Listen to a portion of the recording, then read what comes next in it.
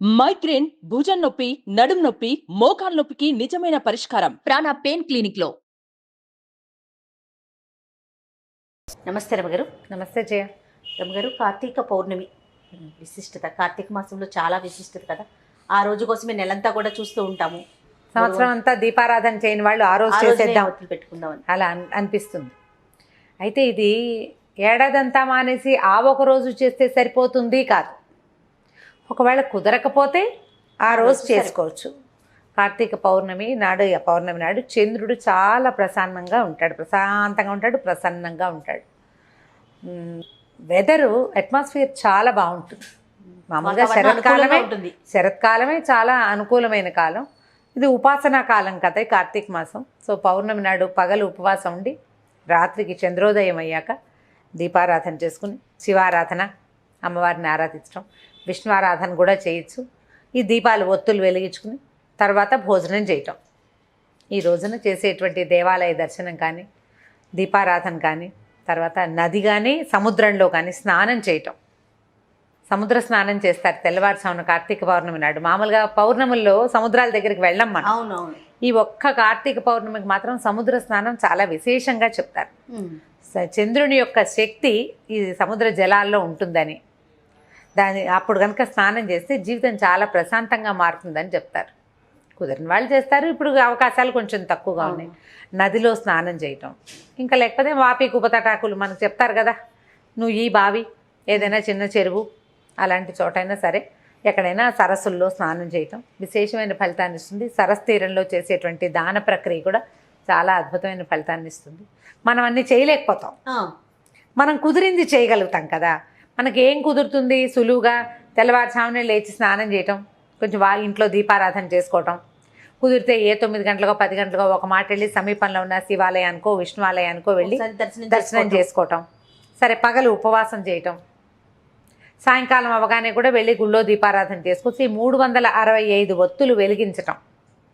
అవును, సంవత్సరానికి సరిపడా మొత్తం. అంటే మామూలుగా నా ఉద్దేశం నేను ఒకళ్ళకే చేయాలని అనుకుంటాను. భార్యాభర్త ఇద్దరికి చేయాలని మనం నిరుడు కూడా ఇదే పాయింట్. మీరు ముందు ఒకళ్ళకే చెప్పారు, తర్వాత ఇద్దరు చేసుకోమన్నారు, ఎందుకమ్మా? అలాంటివి చాలామంది అడిగారు. సాధారణంగా అయితే ఇంటికి ఒక దీపారాధన అని అనిపిస్తుంది నాకు. చాలామంది పెద్దవాళ్ళు ఇద్దరికీ చేసుకోండి అని చెప్పడం వల్ల సరే అలాగే చెప్పాం. మన వెసులుబాటు, మన ఇంట్లో అలవాటు, మన మనసుకి నచ్చింది, మనం అలా చేయదలుచుకున్నాం.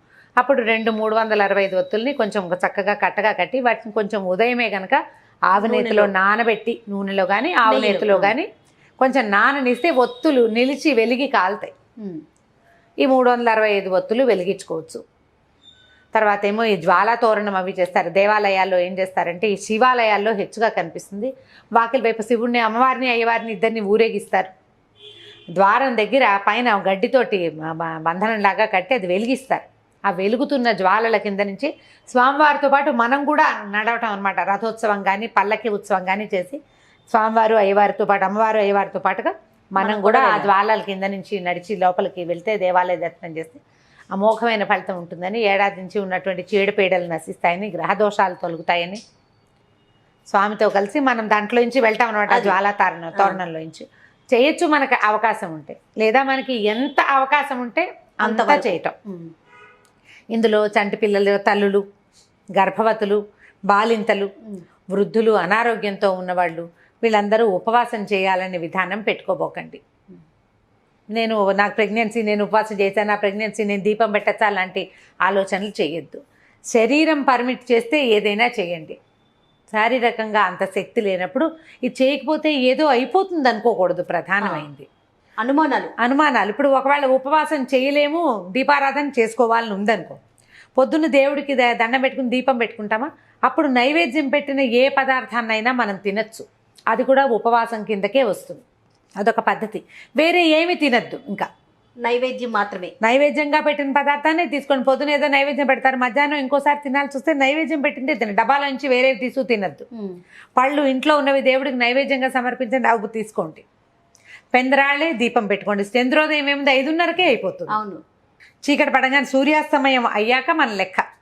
సూర్యాస్తమయం అవ్వగానే ఈ ఒత్తులు వెలిగించుకుని దండం పెట్టుకోవచ్చు. దేవాలయ దర్శనం 7 నెలలు దాటిన గర్భవతులు సాధారణంగా దేవాలయాలకి వెళ్ళొద్దని చెప్తాం. ఆ తొక్కిసలాట, నడక, మెట్లు ఎక్కటము, హడావుడి ఉంటుంది కదా ఎగ్జైట్ అయిపోయి ఏదైనా ఇబ్బంది పడతారు. కాబట్టి 7వ నెల వస్తే పురిటితో సమానం కాబట్టి ఎప్పుడైనా పురుడు రావచ్చు కాబట్టి వెళ్ళొద్దంటారు. 7th మంత్ వచ్చిన వాళ్ళు ఈ ప్రయత్నాలు పెట్టుకోకండి. సింపుల్గా దీపం ఇప్పుడు 365 ఒత్తులు వెలిగించక్కర్లేదు. మామూలుగా దీపారాధన చేసుకున్నా అదే ఫలితం లభిస్తుంది. అంత పెద్ద ఇబ్బంది ఏం లేదు. ఇది కూడా చేయొచ్చు. ఇది ఒక అమోఘమైన క్రియ. చేయగలిగితే చేస్తాం, లేకపోతే దీపం పెట్టుకోండి. దీపం పెట్టిన ఫలితమైనా మనకు లభిస్తుంది కదా, అదైనా లభిస్తుంది. తర్వాత చలిమిడి, వడపప్పు, పానకము అలాంటివి పరమేశ్వరుడికి నివేదన చేసుకోవచ్చు. ఈ రోజునంటే కార్తీకంలో చేసేటువంటి ప్రతి పూజ కూడా కార్తీక దామోదర ప్రీత్యర్థంగా చేసి పరమేశ్వరుడికి అర్పిస్తాం. ఆయన ప్రీతి కోసం పూజ చేస్తాము, పరమేశ్వరుడికి అర్పిస్తాము. శివకేశవులు ఇద్దరు పూర్తిగా భేదం, వాళ్ళ మధ్య ఏ తేడా లేదు. ఇవాళ చేసే రుద్రాభిషేకం, ఈ నెలలో చేసేది, అవన్నీ కూడా కార్తీక దామోదరుడికి ఇష్టం. అభిషేకం ఆయనకే చేయక్కర్లా, ఈయనకి చేసినా ఆయనకి నచ్చుతుంది. ఈ రోజున ధాత్రి తులసి కళ్యాణం మొన్న ద్వాదశి నాడు చేయలేకపోయామనుకోండి, ఈ రోజున తులసి చెట్టులోనే ఈ ఒక ఉసిరి కొమ్మని అంత మాత్రం కొమ్మని తీసుకొచ్చి స్థాపించుకుని ఈ రోజున తులసిధాత్రి కళ్యాణం జరిపించవచ్చు.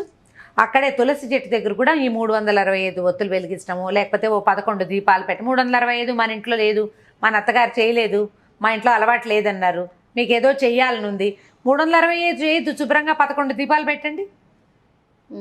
11 దీపాలు పెట్టుకోవచ్చు కదా, జ్వాల ఇట్లా తోరణంలాగా కనపడుతుంది. ఇది చేయొచ్చు. నదీ జలాల్లో దీపాలు వదిలిపెట్టడం, అరటి దిప్పల్లో చిన్న చిన్న ఇవి చేసి దాంట్లో కొద్దిగా ఆవునేతి ఒత్తుల్ని వేసి వెలిగించి జ్వాలా తోరణంలాగా వదిలిపెట్టడం, దీపమాలిక సమర్పణం. దీంతోపాటు దీపస్తంభ సమర్పణ అని ఒక విశేషమైన పూజా విధానం మనకి కార్తీక పురాణంలో చెప్తారు. ఎత్తైన దీపాన్ని సమర్పించడం, ఆ వాకిట్లో అక్కడ కూడా మన కేరళ స్టైల్లో కనిపిస్తుంటే చుట్టూ పెద్ద పెద్ద ఎత్తైన దీపప్ సెమ్మాలు పైన కాదు, మన వాకిళ్లలోనే దీపప్ సెమ్మ పెట్టి చక్కగా వెలిగిస్తారు. అట్లా మనం దేవతా మందిరానికి ఎదురుగుండా కొద్దిగా ఎత్తుగా ఒక పీట లాంటిది ఏర్పరిచి ఆ ఎత్తు మీద దీపారాధన చేసి పెట్టడం కూడా విశేషమైనది. అంటే ఎవలు అవి వేస్తారు వాళ్ళు, మన దగ్గర అంత అవకాశం లేదు. ధాన్యం పోయొచ్చు, బియ్యం కూడా పోయొచ్చు. ఆ బియ్యం పోసి దాని మీద పళ్ళెం పెట్టి దాంట్లో దీపారాధన పెట్టండి, అది కూడా ఒక మంచి సేవ. అలా కూడా చేయొచ్చు. పగలేలాగా ఉపవాసం ఉంటో సాయంకాలం పెందరాళ్ళే వంట చేసుకుని స్వామికి సమర్పించుకుని చక్కగా భోజనం చేసేసేయండి. ఇప్పుడు ఈసారి సరిగానే వచ్చేది, శుక్రవారం వచ్చింది కదా, శుక్రవారం వచ్చింది పౌర్ణమి. పగలేలాగా నక్తాలు ఉండే అలవాటు ఉన్న వాళ్ళు ఉంటారు. కార్తీక నక్తాలు అంటే పగలు ఉపవాసం ఉండి రాత్రి భోజనం చేసేవాళ్ళు, వాళ్ళు ఈ సాయంకాలం భోజనం చేయొచ్చు. అలా కాకుండా ఒక పొద్దు ఉండే ప్రాక్టీస్ ఉన్నవాళ్ళు, ఒక పొద్దున్న తిని రాత్రి మానేసే పద్ధతి ఉన్నవాళ్ళు, అంటే పగలు భోజనం చేస్తారు కార్తీకంలో, సాయంకాలం పలహారం చేసేవాళ్ళు, దాన్ని ఈరోజు ముందుకు మార్చుకోండి, ఇటు మార్చండి. పగలల్లా అభోజనం ఉండి ఉపవాసం ఉండి సాయంకాలం భోజనం చేయటం. ఈ రోజున చేసే లలితా సహస్రనామార్చన కూడా చాలా ఫలితాన్ని ఇస్తుంది. చంద్రబింబంలో లలితాదేవిని భావించి దీపం చూపించడము, అమ్మవారికి వెండి పళ్ళెంలో పాయసం పోసి నైవేద్యం చేయటము కూడా అద్భుతమైన ఫలితాన్ని ఇస్తుంది. ఏ పూజ చేసినా కూడా మనస్ఫూర్తిగా మీరు చెయ్యగలిగినంత శక్తి అనుసారం, గొడవలు పడకుండా, వాదనలు హడావిడులు లేకుండా తాపీగా చేసుకోగలిగే చిన్న పూజ నుంచి పెద్ద పూజ వరకు ఏదైనా భక్తి శ్రద్ధలతో హైరాన్ లేకుండా మీ ఇంట్లో ఉన్న అలవాట్లను బట్టి మీరు సమీపంలో ఉన్న పెద్దవారు ఎవరి మాట అయినా వినదలుచుకుంటే వాళ్ళ మాట ప్రకారం చేసుకోండి. ఇంట్లో వాళ్ళని కాదని భర్తని నిరాకరించి చేసిన వ్రతాలు ఫలితాన్ని ఇవ్వవు. మీ అత్తగారు ఉన్నారు మీతో పాటు, మా ఇంట వంటలేదు ఇవన్నీ చేస్తున్నావు నువ్వు అంటే అవి చెయ్యొద్దు. మీ ఇంట్లో ఏది ఉందో అది చెయ్యండి. లేదా అన్నిటికంటే ఈజీ, దేవాలయ దర్శనం సులువు, దేవాలయానికి వెళ్ళి దీపం పెట్టుకోండి. ఓ దీపారాధన కుందు పట్టుకెళ్తాం, ఓ డబ్బాలో కాస్త నూనె తీసుకెళ్తాం, లేదా నెయ్యి తీసుకెళ్తాం, ఒత్తులు తడిపి పెట్టుకోండి, చిన్న ప్రమిదలు తీసుకెళ్ళండి, చక్కగా వెలిగించండి. పిల్లల్ని, ఆడపిల్లలు ఉంటే మగ పిల్లలు ఉన్నా వెంబడి పెట్టుకు తీసుకెళ్ళి వాళ్ళతో కూడా ఒక దీపం పెట్టించండి. ఎవరైనా పెట్టిన దీపాలు ఉంటే వాటిని కొద్దిగా ఒత్తి ఎగసం దోసి మరో చుక్క మన సీసాలో నూనె ఉంటే తలగా నూనె వేయండి. అవన్నీ కూడా విశేషమైన ఫలితాలు ఇస్తాయి.